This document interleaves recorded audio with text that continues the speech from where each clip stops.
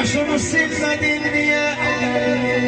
Gözümün yaşını silmedin niye? Akı göz yaşına dözen değildin, akı göz yaşına dözen değildin.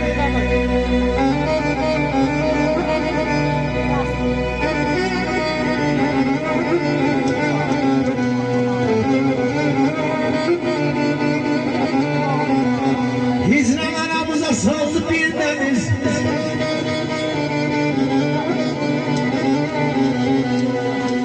Hicran aramıza saldı bir deniz. İller öpüp geçti, görüşmedik biz. Saçma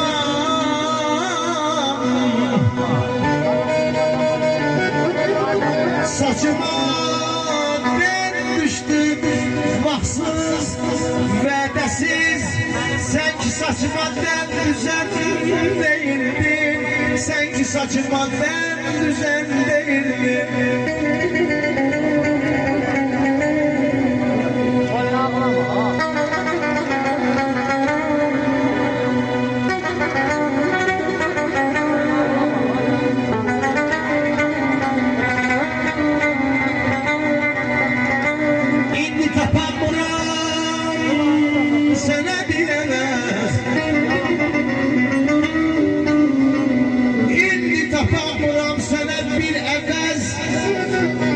Geçti geçen günler etele gelmez.